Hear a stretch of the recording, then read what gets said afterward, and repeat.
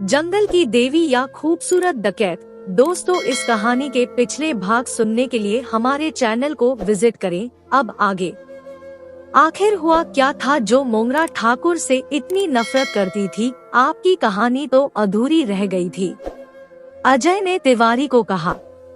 दोनों अजय के घर पर थे, तभी चंपा वहां आई और कुछ भुने हुए काजू उनके सामने रख दिया। भाभी जी, अगर आपकी इजाजत हो तो आपके पति को थोड़ी देर के लिए ले जाऊं, तिवारी ने शरारत से कहा तो चंपा शर्मा गई। चंपा ने कहा, क्या तिवारी चाचा आप भी? मैं आपकी बेटी हूँ, ना कि भाभी, और अभी हमारी शादी कहाँ हुई है? इन्हें तो काम से फुर्सत ही नहीं है जो मुझे शादी कर ले। चंपा की बात से अजय का चेहरा गंभीर हो गया था। चंपा, मैंने मोंगरा से वादा किया था कि ठाकुर को उसके किए की सजा दिलवाऊंगा। मुझे उसके खिलाफ ज्यादा से ज्यादा सबूत इकट्ठे करने हैं। जिस दिन ठाकुर सलाखों के पीछे जाएगा उस दिन मैं तुमसे शादी करूंगा। सभी चुप हो चुके थे। अभी मोंगरा को गए हुए 15 दिन हो गए थे। ना उसकी लाश मिली ना बलवीर की। शायद पहाड़ी के नीचे बहने वाली नदी में दोनों बह गए थे।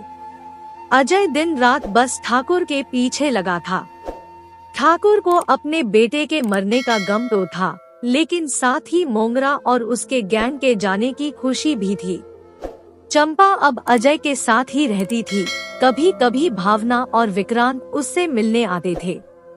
अजय काम में बहुत ही ज्यादा बिजी था और उसे मामले को फिर से पूरा समझने की इच्छा पैदा हुई। तिवारी और अजय अब कमरे से बाहर चले गए थे। तिवारी ने एक सिगरेट सुलगाई। चंपा के सामने ये सब बात मत किया करो, वो हमेशा से इन सबसे अलग थी। तो अपनी अधूरी कहानी पूरी करो। अजय ने उसके हाथों से सिगरेट ले ली। तिवारी गहरी सांस लेकर कहता गया, कहानी वहाँ से स्टार्ट करते हैं जहाँ से छोड़ा था। Flashback start.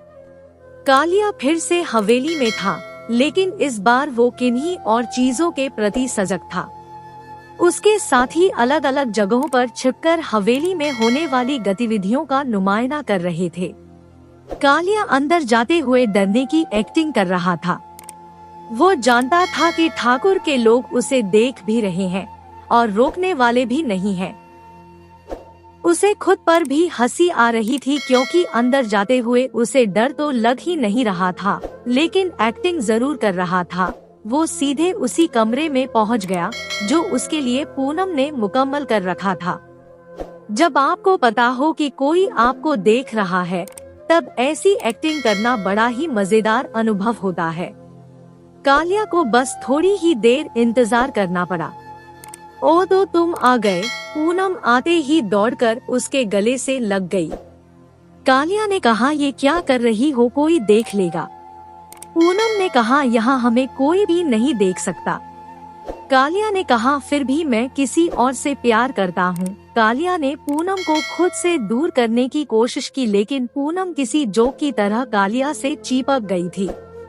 उसने अब अपना सर उठाया और बोली, तो उस दिन जो हमारे बीच हुआ था। कालिया ने कहा, वो महज एक इत्तेफाक था। उस समय मैं गुस्से में था। पूनम के चेहरे की मुस्कान और भी चौड़ी हो गई और बोली, तो ये इत्तेफाक फिर से हो जाए। छोड़ो मुझे। कालिया ने जोर का झटका दिया और पूनम उससे अलग हो गई। देखो पूनम, मैं तुम्हारी बहुत इज्जत करता हूँ। जिस तरह से तुमने अपनी जान पर खेलकर हमारी मदद की है, मैं उसके लिए तुम्हारा एहसानमंद भी हूँ। लेकिन मेरी एक बीवी है जिससे मैं बहुत ही मोहब्बत करता हूँ। पूनम की आंखों में थोड़ा पानी आ गया। इतनी खुशनसीब है रोशनी जो उसे तुम्हारे जैसा पति मिला है। लेकिन हमारे परिवार में मर्द 2-3 शादी करते हैं। फिक्र मत करो, मैं भी तुम्हारी पत्नी बन जाऊंगी, पूनम ने चहकते हुए कहा। फिर थोड़े धीरे स्वर में बोली, या फिर जो बनाना चाहो। कालिया उसकी बात सुनकर ही कांप गया था। पूनम की आंखों का आंसू बता रहा था कि उसके दिल में कालिया के लिए क्या है। क्या ये महज शारीरिक सुख की कामना थी या कुछ और? कालिया ना तो समझ पाया, ना ही उसे समझना था। कालिया ने कहा, मुझे रोशनी और कनक से मिलना है। पूनम के चेहरे पर दर्द भरी मुस्कान खिल गई और बोली, जरूर हजूर। वो धीरे धीरे चलते हुए उसके पास आई और बोली, मैं समझ चुकी हूँ कि तुम मुझे अपनी पत्नी तो नहीं बनाओगे, लेकिन कम से कम रखैल तो बना ही सकते हो।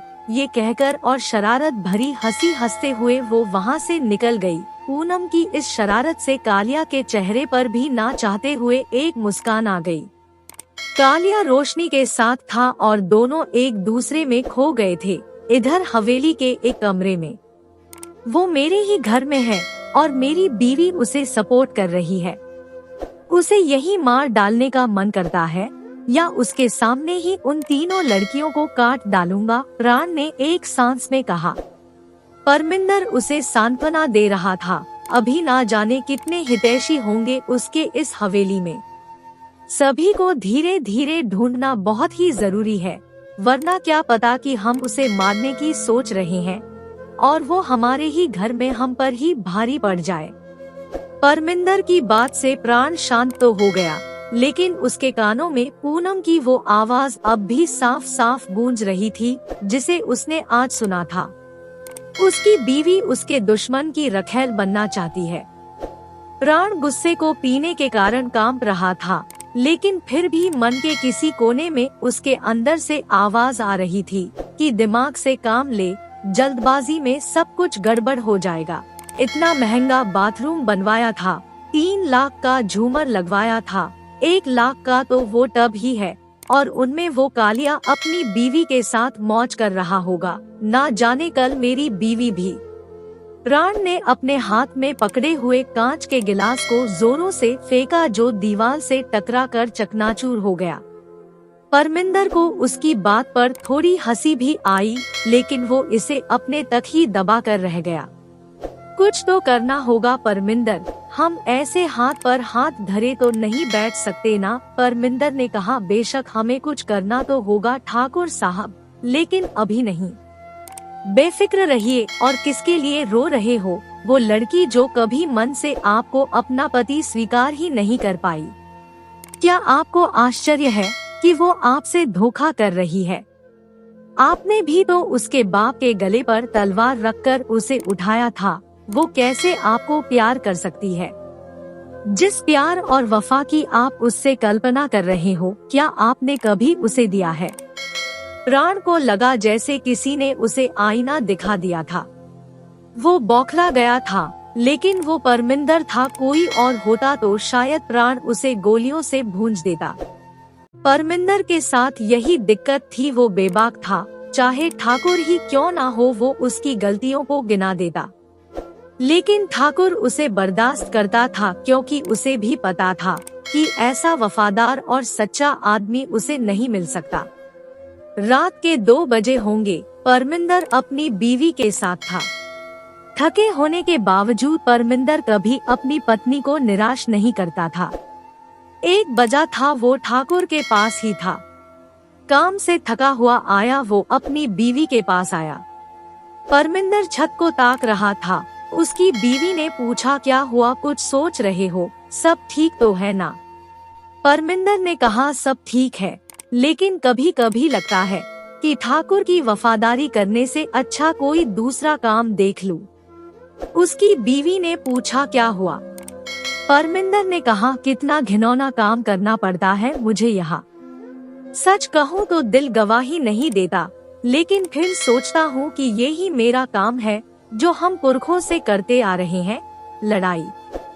इसके अलावा और हमें आता ही क्या है? कभी राजाओं के सेवक थे तो अब ठाकुर के हैं। मेरा बेटा भी यही करेगा। हमारे खून में वफादारी है, जिसके साथ रहें वो गलत हो या सही साथ नहीं छोड़ते।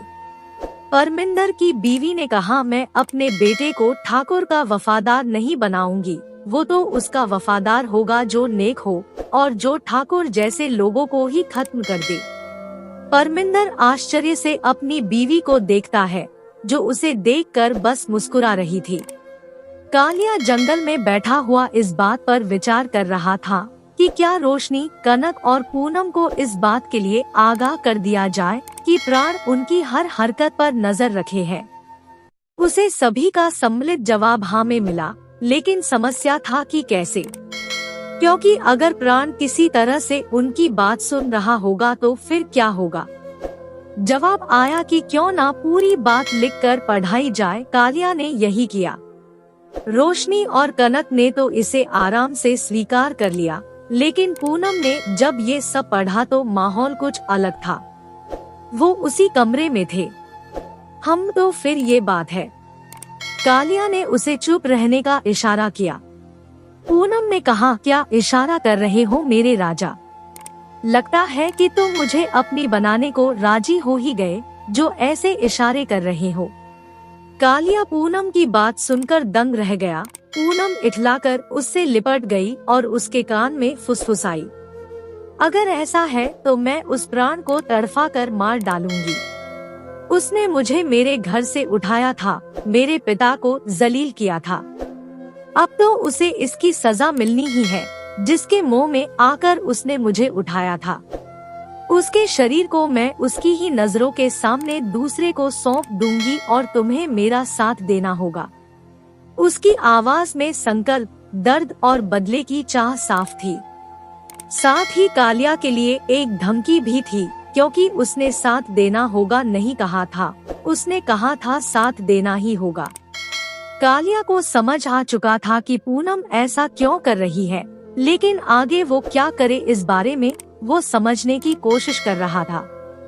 कालिया ने कहा, तुम मुझसे सच में प्यार करती हो या बस अपनी भूख मिटाना चाहती हो? कालिया ने थोड़ा जोर से कहा ताकि अगर प्राण सुन रहा हो तो उसे भी ये सुनाई दे जाए।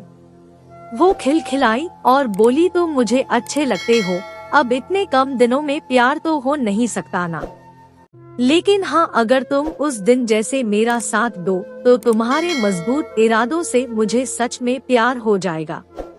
वो मुस्कुराई। उसकी मुस्कुराहट बिल्कुल सच्ची थी, जैसे उसकी ये बात सच्ची थी। सच्चाई ढूंढने के लिए कुछ खोजना नहीं पड़ता, बस आंखों में उभरे भाव ही काफी होते हैं। कालिया जोरों से हंस पड़ा और उसे अपने पास बिठा लिया। वो ध्यान से पूनम को देखने लगा। वो परी थी जिसकी कल्पना भी शायद कालिया अपनी दूसरी जिंदगी में नहीं कर सकता था। वो खूबसूरती में कनक और रोशनी से कहीं आगे थी, लेकिन उसकी खूबसूरती को नापने वाली आंखें होनी चाहिए। नीली आंखें, बिल्ली सी आवाज, भूरी प्यारी सी लड़की। बाल पूरे तरह से काले नहीं थे। चेहरे के रंग के कारण वो भी थोड़े भूरे थे, लेकिन लंबे और मजबूत। होठों की लालिमा किसी गुलाब सी थी, किसी भरे हुए मय के प्याले ही लगते थे। पूनम ने आंखें उठाई और कालिया की आंखों में देखने लगी। ये क्या हो रहा था उनके बीच? पता नहीं क्या था, लेकिन जैसे कोई करंट सा दोनों के शरीर में दौड़ गया था। पूनम के बदले की आग और कालिया का पत्नीव्रता होना, सब जैसे कहीं पीछे छूट गया। ये अजीब था। वो ये सब इसलिए तो नहीं कर रहे थे कि उनके मन में एक दूसरे के लिए प्यार था। नहीं, ऐसा कुछ तो नहीं था, लेकिन अभी अभी जो हुआ था वो क्या था? दोनों की आंखों में आया हुआ वो भाव क्या था, जिसे दोनों ही अपने दिलों में महसूस कर रहे थे? वो दोनों ही झटके से अलग हो गए और अपने आप से यही सवाल पूछने लगे। कालिया ने सिर्फ एक ही औरत से प्यार किया था और वो थी उसकी बीवी। वही पूनम कालिया के करीब इसलिए जाना चाहती थी क्योंकि उसे वो मर्द लगा जो उसका बदला ले सके। लेकिन वो दिलों का एक मिलन सभी गणित को बिगड़ कर रख दे रहा था। मुझे माफ करो कि मैं। कालिया कुछ बोलता इससे पहले ही पूनम ने उसके होठों पर अपने हाथ रख दिए और सिर ना में हिलाया। वो कालिया के करीब आई और उसके कानों में कहा, पता नहीं ये क्या था, लेकिन ये नहीं होना चाहिए। दिल मिल जाएं, लेकिन जज्बात नहीं, वरना हम दोनों ही मुसीबत में फंस जाएंगे। कालिया ने सिर हाँ में हिलाया। चलो तुम्हें तुम्हारी प्यारी पत्नी से मिलवा देती हूँ। पूनम मुश्किल से सामान्य हो पाई, क्योंकि उसके जीवन में ये पहला मर्द था जिसके लिए उसे ऐसा एहसास हुआ था। ये एक दिन के मिलन का नतीजा नहीं था, शायद कुछ उसके मन में पहले ही रहा हो, जो आज अचानक से बाहर आ गया। सम्मान कब और कैसे प्यार में बदल जाए कहा नहीं जा सकता। विक्रांत उसी कमरे था जहां उसने वो खेल खेला था और अब भी रोशनी और कनक उसके साथ बैठे थे। लेकिन कनक आज उस दिन की अपेक्षा बहुत ही शांत थी, क्योंकि उसे भी पता था कि जिस प्लान को वो पूरा करना चाहती थी वो अब नहीं हो सकता। लेकिन इसके एवज में उन्होंने एक गलती कर दी थी, वो थी कि विक्रांत के मन में रोशनी को पाने की चाह पैदा करना। विक्रांत जुनूनी और हवसी दोनों ही था। अब वो रोशनी को हवस नहीं बल्कि जुनूनी नजरिए से देख रहा था। उसके मन में उसे पाने के अगल अगल ख्यालात पैदा हो रहे थे। वहीं कनक और रोशनी इसी सोच में थे कि आखिर विक्रांत को उसके शैतानी इरादों से कैसे रोका जाए। क्यों मेरी जान आज बड़ी चुप हो, विक्रांत के बाजू में बैठी हुई कनक से विक्रांत ने कहा। कनक ने उसकी बात का कोई जवाब नहीं दिया। एक खुलासा और कालिया की मौजूदगी दोनों ने ही कनक और रोशनी के सोचने के तरीके को बदल दिया था। पहले वो अपने को मजबूर समझ रही थी, कालिया के आने से वो मजबूत हो गई, लेकिन इस खुलासे से कि प्राण उन पर नजर रखे हैं, वो डर गई थी। उन्हें समझ ही नहीं आ रहा था कि आखिर करे तो क्या करे। अगर विक्रांत का साथ दिया तो कालिया की प्रतिक्रिया क्या होगी, और अगर नहीं दिया तो विक्रांत क्या करेगा, और फिर प्राण।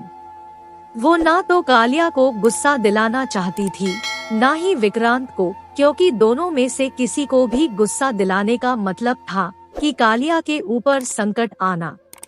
रोशनी उठी और अपनी ननद को पास बुलाकर उसके कानों में कहा, तू इसे संभाल, मैं तेरे भैया को संभालती हूँ। अगर उन्होंने तुझे कुछ करते देख लिया तो वो खुद को माफ नहीं कर पाएंगे, और अगर उन्होंने वक्त से पहले कुछ कर दिया तो समझो कि आफत आ जाएगी। कनक ने सिर हिलाया। विक्रांत रोशनी को जाते हुए देखता रहा, लेकिन कुछ नहीं कहा। कह तो उसकी आंखें रही थी जो गुस्से से लाल हो चुकी थी। ये अपने को समझती क्या है, इसे मैं प्यार से पाना चाहता हूँ, और भाई की इस पर नजर है, इसलिए अभी तक बची हुई है। विक्रांत ने कनक को गुस्से से देखा। कनक का अब बस एक ही मकसद था कि विक्रांत के दिमाग से रोशनी का भूत उतारना, और उसने गांव की महिलाओं से ये सीख रखा था कि उसे ऐसा करने के लिए विक्रांत का साथ देना पड़ेगा। विक्रांत एक गहरी परेशानी में अपने कमरे में बैठा हुआ था, और वहीं पूनम और कनक भी अपने ही ख्यालों में थी। कालिया रोशनी के साथ था, लेकिन उसके दिमाग में भी कई विचार चल रहे थे। कनक ने पूनम को वो बतलाया जो उसके साथ हुआ था। पूनम शायद इस बात को नहीं समझती अगर उसने भी इसका अनुभव नहीं किया होता, लेकिन अब वो कनक की बात को समझ सकती थी। विक्रांत के कमरे का दरवाजा खुला, लेकिन आज वो अजीब सी कसमकस में फंसा हुआ था। उसे प्यार कैसे हो सकता है, वो तो खुद को शैतान समझता था। कमरे के खुलने की आवाज से वो चौंका। सामने खड़ी दुल्हन सी सजी हुई पूनम उसके सामने खड़ी हुई थी। आप फिर से मुझे जलाने आ गई। वो बौखलाया नहीं, बल्कि हल्की आवाज में बोला। पता नहीं आज उसे जोर से बोलने पर भी तकलीफ हो रही थी। पूनम मुस्कुराते हुए उसके बाजू में आकर बैठ गई। तुम मेरे देवर हो, लेकिन आज तक हमारा रिश्ता कभी देवर भाभी का नहीं बन पाया, क्योंकि तुम्हारे लिए मैं भाभी से ज्यादा बस तुम्हारे भैया की लूट का सामान थी। इस घर में औरतों को तो ऐसे भी कोई इज्जत नहीं मिलती, और मैं ये भी जानती हूँ कि तुम दोनों ही भाइयों के लिए औरत बस एक खिलौना है, जिसका इस्तेमाल करने के अलावा तुम कुछ जानते ही नहीं।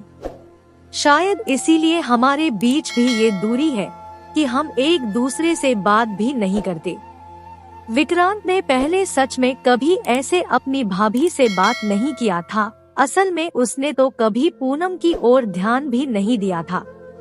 वो थी जिसे उसका भाई उठाकर ले आया था, पहले तो अपनी अय्याशी के लिए, फिर जाने क्या सोचकर उसे अपनी बीवी बना लिया था। उससे ज्यादा पूनम का कोई अस्तित्व विक्रांत के लिए नहीं था। विक्रांत ने कहा, तो आज क्यों आई हो ये बात याद दिलाने कि हम कितने बड़े शैतान हैं। पूनम के होठों पर एक हल्की सी मुस्कुराहट जाग गई और बोली, नहीं, ये याद दिलाने के लिए कि इस शैतान के अंदर एक इंसान अभी भी जिंदा है। तुम अपने भाई से हमेशा से ही अलग थे। तुम्हें कभी भी जबरदस्ती करना पसंद नहीं आया और तुम्हारे भाई ने कभी बिना जबरदस्ती के कोई काम ही नहीं किया। तुम्हारे दिल में जाने अनजाने ही मानवता थी। हाँ, तुम्हारी परवरिश ऐसी हुई कि तुम शैतान बन गए, लेकिन तुम्हारे अंदर इंसानियत है और आज वही इंसानियत के कारण तुम प्यार में पड़ गए। विक्रांत आश्चर्य से पूनम की ओर देखने लगा। पूनम ने कहा, मुझे कनक ने सब कुछ बताया। जैसे तुम डरे हुए हो वैसे वो भी डरी हुई है। उसे भी कभी उम्मीद नहीं थी कि वो तुम्हारे बारे में ऐसा महसूस करने लगेगी, लेकिन जो होना होता है उसे कौन रोक सकता है। दोस्तों, इस कहानी का अगला भाग देखने के लिए चैनल को सब्सक्राइब करें और कमेंट करके हमें बताएं कि ये कहानी आपको कैसी लगी। कहानी सुनने के लिए आपका बहुत बहुत धन्यवाद।